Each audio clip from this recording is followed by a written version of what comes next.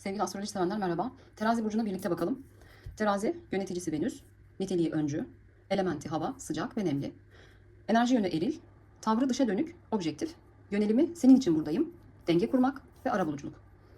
Terazi burcu bize terazinin bir bütün olması, terazinin bir bütün olması fakat iki ayrı kefesinin olması gibi bir bütünlük içerisinde iki ayrı dünya, iki ayrı konu, iki ayrı enerji içinde bir olmayı anlatır.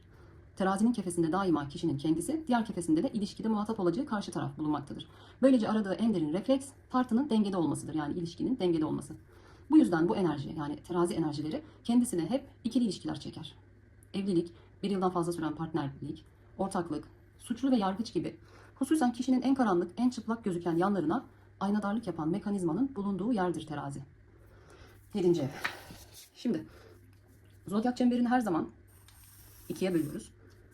Alt taraf kişisel alanımız olduğu gibi üst tarafta sosyal ve toplumsal alanımız oluyor. Şimdi kişisel alanımıza benlikle başlıyoruz. 1. ev Koç. Onun karşısı terazi, yani üst alanın 1. evi oluyor aslında. Burada da seninle birlikte benlik. Senle birlikte, senin üzerinden kendimi tanıyorum. Yani oradaki aynalık dediğim şey bu. Kişinin şimdi burada koçta ve benlik alanında kişi kendini tanıyabilir, evet, ama bazı yönlerini sadece bir ilişki üzerinden görebilir. İşte o en karanlık dediğim, en çıplak dediğim alanlar böyle çok yakın ilişkilerde bulunduğu zaman ortaya çıkar ve bu alanı terazi bize verir. 7. ev verir. Yani mesela en karanlık an dediğimiz şimdi evlilikte kendimizden verdiğimiz tavizlerde, karşı taraftan beklentilerimizde ya da bir ortaklıkta eşit paydada buluşmuşsun ama ayrı enerjilerle hareket ediyorsun. Dolayısıyla hem kendi varlığını gözeterek hem de karşı tarafın varlığını gözeterek ilerlemek zorundasın. İlişkiyi bozmamak zorundasın vesaire, hassas olmak zorundasın. Aynı zamanda terazi tabii adaletin de sembolü. Dolayısıyla mahkemelerde hani hakim ve sanık anlamında baktığımızda eğer sanık tarafındaysak hani yani hayatımızda ne kadar karanlık şeyler yapabileceğimizi de aslında bu alanda görebiliyoruz. Ya da hakimsek karşı tarafa hüküm verirken kişisel şeyleri hayata, yani nasıl diyeyim, kişisel şeyleri karıştırmadan, kişisel husumet veya kızgınlığı hiçbir şekilde katmadan ne kadar hüküm, sağlıklı, adil hüküm verebiliyoruz. İşte burada kişi kendini çok rahat görebiliyor bu alanlarda. Yani çok ince, çok tiz ve böyle çok hassas alanlar. Koçta nasıl iki enerji çok yakındı ve bir taraf yakarken bir taraf aydınlatıyordu. Terazide de aynen o şekilde. Yani kişinin çok karanlık yönlerini çok güzel gösteren ve bu çizgide çok hassas devam etmesi gereken bir yönünü verir. Yani 7. ev terazi 1 ile 7 zaten birbirinin karşıt aksı ama hani şu alan itibariyle burası da 1. ev sayılıyor. Şimdi buradaki dengeyi arıyoruz ya terazi olarak. Buradaki dengeyi bulmak veya dengeye gelmek için sabır ve zaman çok önemlidir. Ve bu yüzden Satürn bu enerjiyi yüceltir. Satürn terazide yücelimdeydi. Bunu Satürn'ü anlatırken de söylemiştik 7. evde yüceldiğini. Çünkü 7. ev sorumluluk ve mesuliyet bilinci istiyor. Şimdi teraziyi anlatırken, anlarken ya da Satürn'ü de daha iyi anlamış olacağız. Satürn'ün ayrıca burada beklediği şey, Satürn'le bağdaşmış olan o mesuliyet duygusu, sorumluluk bilinci ve disiplindir. Satürn doğası gereği bizi serbest bırakmayıp bir disipline sokmasına benzer bir şekilde ikili ilişkilere girdiğimizde de kafamıza göre davranmayıp disipline oluruz. İşte burada Satürn etkisini yaşamak zorunda kalırız. Evliliğin dengelenmesi için, ortaklığın bozulmaması için, hakikatlerin mahkemede ortaya çıkması için zaman önemli bir faktördür. Şimdi 7. evin konularında tabii en başta ilişkiler, yani evlilik çok en uzun süren ilişkiler, yani normal süreçte bakacak olursak istisnalar hariç. Evlilik, ortaklık ve mahkeme. Şimdi burada ikili hareket ettiğin için serbest kalamıyorsun. Yani kafana göre davranamıyorsun, canın istediği gibi davranamıyorsun. Biz Satürn'ü her zaman neye benzetmiştik? Okul. Yani çocuk evde televizyon seyretmek, kafasına göre hareket etmek istiyor ama sen onu giydiriyorsun. İşte dişlerini fırçala, ayakkabılarını, kıyafet, saçını tara, zamanında çık. Okula gittiğin zaman işte yanındaki arkadaşıyla konuşmak istiyor. Hayır, konuşamazsın, beni dinleyeceksin. Yani serbest bırakmadığı bir alan var.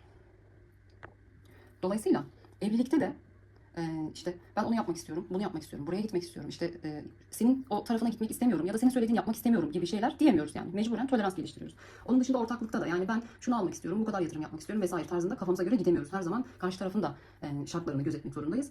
Aynı zamanda tabii mahkemelerde de. Şimdi mahkemede hakim diyelim ki karşısında çok hoşlanmadığı bir görüş grubuna ait bir kişi var. Orada kişisel şeylerini hayata geçirmeden, yani nasıl derler, kararlarını geçirmeden, kafasına göre hareket etmeden sadece olması gereken kurallara göre hareket ediyor. Ona göre karar veriyor. Dolayısıyla burada bir serbestlik yoksunluğu var. Buradaki terazinin kefesindeki dengeyi bu şekilde önce bir bilmemiz gerekiyor, sonra da bunu dengelememiz gerekiyor. Şimdi bir de sabır ve zaman. Yani evlilikte de gerçekten bir şeylerin oturması, demlenmesi için sabır ve zaman gerekiyor.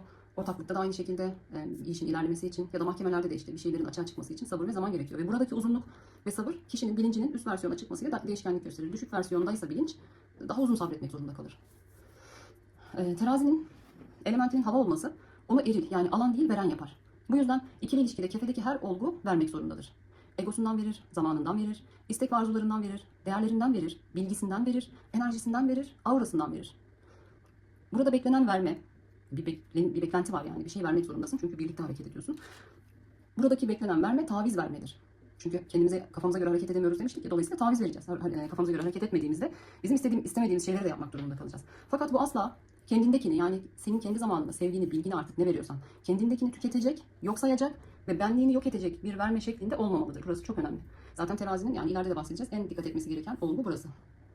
Buradaki verme, paylaşma, katkı sağlama, enerjiyi çoğaltma, arzuyu ve isteği yükseltme, bir uzlaşma için kendi isteğinden bir adım geri çekilme suretiyle tolerans geliştirme anlamında bir vermedir. Kendini yok sayma değil, toleranslı olma. Tolerans her zaman ilişkiyi sağlıklı yapar. Zaten terazide bu gerçekten beklenen bir şeydir. Yani o yumuşaklığı, işte böyle arabuluculukları, diplomatik davranmaları falan zaten toleranslı insanlar haline getirir ister istemez. Karşı evindeki ateşin hava ile ilişkiye girip ateşi çoğaltması gibi. Şimdi karşı evi, birinci ev Koç, burası ateş, burası da hava. İkisi karşılıklı, dolayısıyla enerjilerini birbirlerine akıtıyorlar. Ateş, hava, hava, ateş tabi birbirlerini de çoğaltıyorlar yani. Havanın ateşi beslemesi gibi. Evet, bunu beslemesi gibi. Kişi çok yakın ikili ilişkilerde kendisinin en karanlık, en mahrem yanlarını, yani yeni benliklerini görür. Şimdi burası benlik alanıydı ya, birinci ev, benlik, var olma. Sadece ben varım yani. Burası da seninle birlikte var olma ve benim yeni benliklerim. Benim senin üzerinden gördüğüm yanlarım.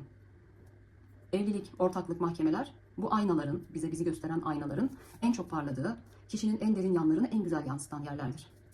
Terazi enerjisi daima kendinde ne varsa fazla vermeden ve elbette ki fazla verilmesini de karşı taraftan istemeden, kendi alanlarını koruyarak, görev tanımı ama en önemlisi de kişiselleştirmeden, yani sadece sana ait duygu, düşünce, davranışı karşıya yansıtmadan ilişkiyi bir arada tutmayı ister.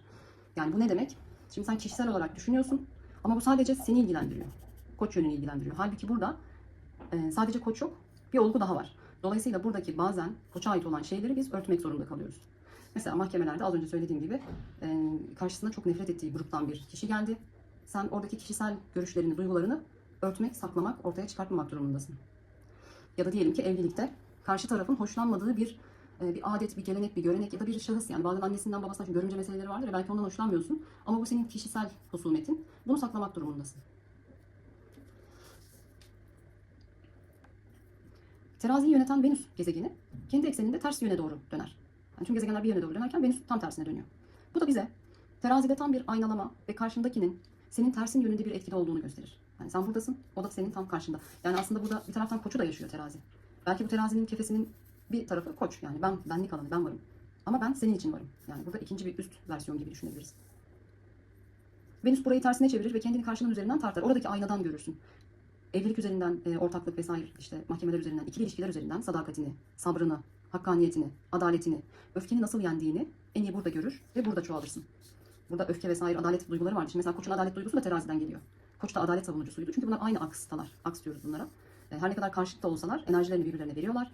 Biri tez, biri antitez. Her zaman bunları sentezleyerek bakacağız. Yani teraziyi ilk kez dinliyorsanız Koç'u da muhakkak dinlemeniz gerekiyor. Teraziyi anlamak için Koç'u da anlamak gerekiyor. Koç'u anlamak için de teraziyi anlamak gerekiyor. Her zaman birlikte. Dolayısıyla burada sen öfke vesaire, hepsi işte adalet, bunlar varsa terazide de ikili ilişkiler üzerinden öfkeni nasıl yendiğini, adaleti nasıl sağladığını, kişisel husumetlerini işin içine katmadan ve işte evlilikte nasıl sadakatli olduğunu ve bilmem şeyleri orada gösterebilirsin. Şuradaki öz benliğin burada farklı benlikler olarak çoğalır. Burada da yine sen varsın. Başkasının üzerinden gördüğün sen.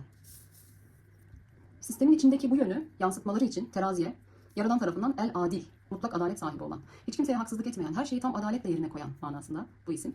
El muksit, adil davranan, hakkı gözeten, dengeyi kuran, zulmedenlerden hakkı alıp mazluma veren anlamı taşıyor. El muksit, yine terazinin esmaları. Aynı şey Koç'ta da geçerliydi, hatırlıyorsanız.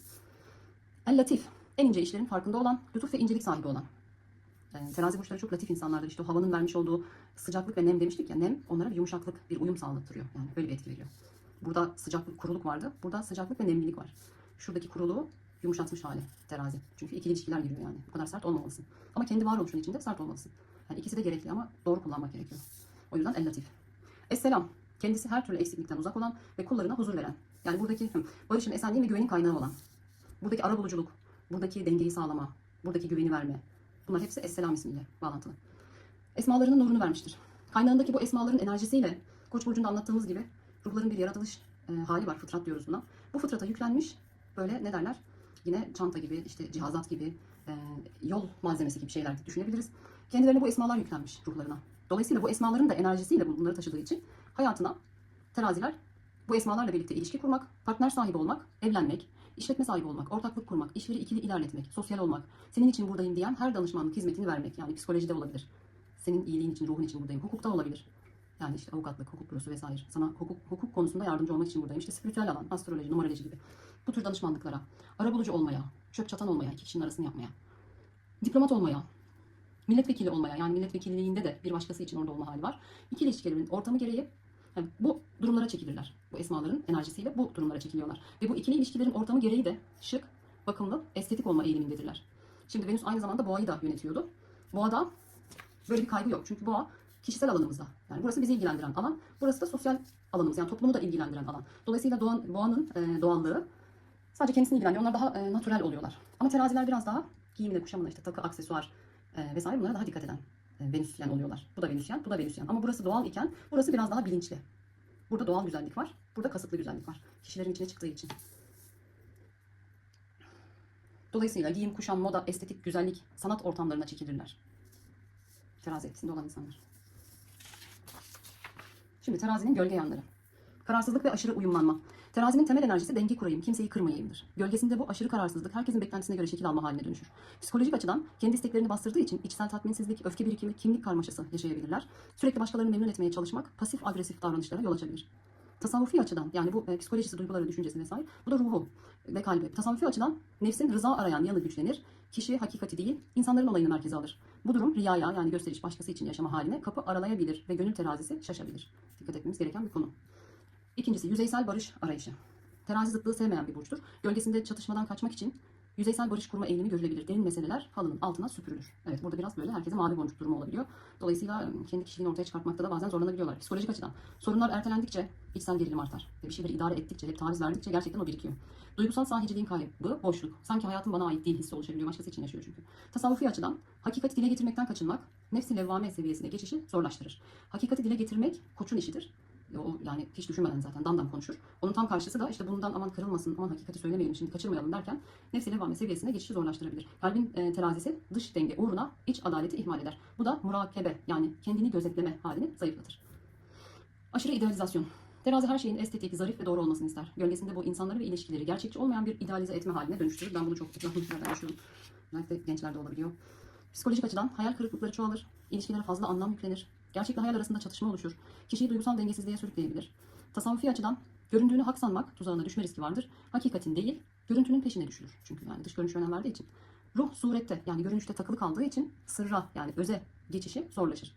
Ruh surette takılı kaldığı için sırra geçişi zorlaşır. Görünüşe takılıyor, öze ulaşamıyor. 4. Pasif agresyon ve manipülatif nezaket. Naziklik gölgeye düştüğünde dolaylı öfke, imalı sözler, edilgen manipülasyon görülebilir. Psikolojik açıdan açık iletişim kuramamak ilişkilerde kopukluk yaratır. Açık ilişki kuramıyor. Bu koçun işi. İşte tam tersi karşısındaki. O yüzden tez, antitez, sentez. Ne koç gibi olacağız, ne terazi gibi olacağız. Biraz ondan, biraz ondan. Yerine göre koçu, yerine göre teraziyi kullanacağız ki o şeyi dengeli götürebilelim. Zaten ikisi birbirini tamamlıyor yani. Aslında zıt gibi gözüküyor olsa da zıtlar birbirlerini tamamlıyorlar. Kişi kendi öfkesini bile fark etmeyebilir. Bastırılan duygu psikosomatik stres yaratabilir. Yani öyle bir hali var ki farkında bile değil neden böyle olduğunu ama işte bu hani kendini tanırsa teraziler o zaman tanımlama yapmada bu duyguyu, bu bastırılan öfkeyi tanımlama yapmada daha kolaylık sağlar. Tasavvufi açıdan dışın güzel, için bulanık olması tezat oluşturur. Bu tevazu değil, nefsin ince bir oyunudur. Hakikatle yüzleşmeye engel olur. İhlas yani samimiyet zayıflar. Yine dış güzellikle ilgilenip iç güzelliği göz ardı etmesi. 5. Adalet arayışının gölgesi, aşırı yargılama. Terazi adalet ister. Gölgesinde ise kişi herkesi tartan, ölçen, sürekli değerlendiren bir zihne bürünür. Psikolojik açıdan kendisine ve başkalarına karşı aşırı eleştirel bir tutum geliştirebilir. Hem kendisine hem de başkasına. Kendiyle de uğraşır. Hiçbir şey yeterince iyi gelmez, tatminsizlik ve sürekli mukayese döngüsü oluşur. Tasavvufi açıdan gerçek adalet kalbin terazisindedir. Gölgesinde kişi zahiri yani dış adalete takılı kalır. Ve nefis kibirli bir şekilde ben doğru bilirim der. Bu hal kalpte merhameti ve teslimiyeti azaltır. Şimdi bu gölge yanlarından terazinin en zorlu imtihanı bu başlıklar içerisinde başkasını gözetirken kendisini unutmasıdır. Bunu çok görüyoruz çünkü dengeyi sağlayacağım diye hep kendinden veriyor. Zaten erillik var, vericilik var. Burada gerçekten görev tanımını bilmeden bir ilişki içine girdiğinde kendini yok sayacak şekilde ilerleyen terazilerde görmedik değil. Yani onlarda var evet gerçekten ve en büyük uyarım budur zaten. Herkesi mutlu etmek isterken kendi öz haklarını göz ardı eder. Kendini arka plana atar. Bir noktada egosuna dokunulduğunda Yani artık o kadar kendini arka plana atıyor ki. Bir yerde bir kişilik kimliği örselendiğinde terazi ben bu işin neresindeyim sorusuyla kendi iç terazisini kurar. İşte bu raddeye getirmemek lazım ki önceki şeyleri hani daha iyi bilelim, bu raddeye gelmeyelim diye bunları anlatıyorum. İşte burada terazi bir kefeye, yine teraziyle gidiyoruz.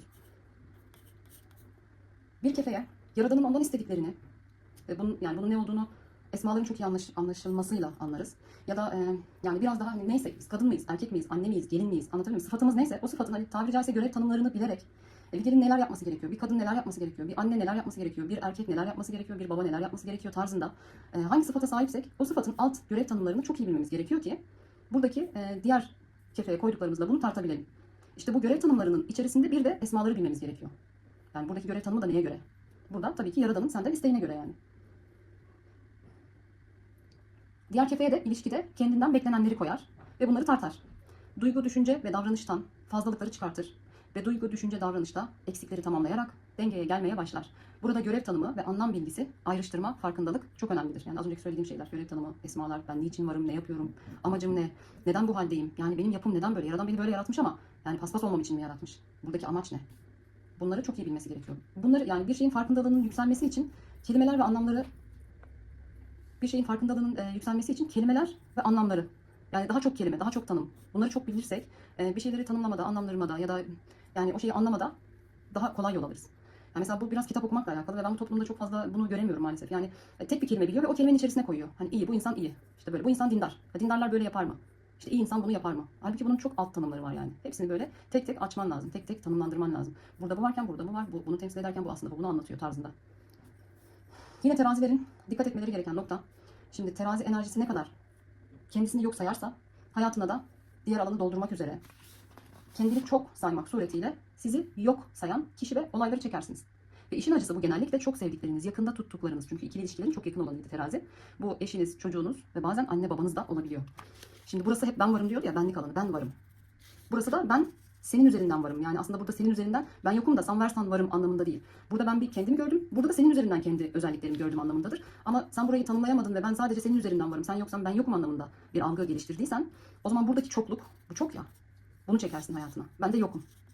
O zaman sen kendini ne kadar yok sayarsan burada o kadar çok koçun ben varım, ben varım, ben varım diyeni çekersin. Çünkü bir ilişkide hani %100 oran vardır. Sen %50'lik oranı doldurmazsan buraya %20'lik bir kişilik ben varımlık koyarsan normalde buraya %50'lik ben varım diyecek olan kişi sen %20 koyduğunda %100'ü tamamlayabilmek için %80 ben varım der. O yüzden yani buradaki seni düzeltecek olan şey senin buradaki ben varım oranını yükseltmen. Sen buraya %50 ben varım diyeceksin. %20 dersen %80'i çekersin. %50 koyarsan %50'yi çekersin ki %100'e ulaşırsın. Yani terazilerin bu konuya çok dikkat etmesi gerekiyor. Çünkü bu alt dürtülerde işte hani senin için buradayım dürtüsünde dengeyi bir kaçırıyorlar. Sonra senin için buradayım, sen yoksan ben yokum. Ve senin için her şeyi yaparım, işte kendimden de geçerim, zamanımı da veririm tarzında yanlış ve sağlıksız bir ilişkiye geçiş yapabiliyorlar. Halbuki onlardan istenen şey görev tanımını bil, senden fazlasını verme. Ama kefenin diğer tarafındaki kişiden de çok fazla şey bekleme. Yani o bir erkek ya da o bir kadın. Erkek ne ister kendi özelinde, kadın ne ister kendi özelinde. Neyi ne kadar çoğaltabilirsin, neyi ne kadar verebilirsin. Bunları böyle tanımlaya bu ikili ilişkiler böylelikle ilerletilmeli. Koç, benlik, terazi, senin üzerinden benlik. Yine burada biz kendimizi görüyoruz aslında. Burada tek başına kendimizi görüyoruz. Burada karşı tarafın üzerinden kendimizi görüyoruz. Terazi burcu bu kadar. En çok dikkat edilmesi gereken konular böyle.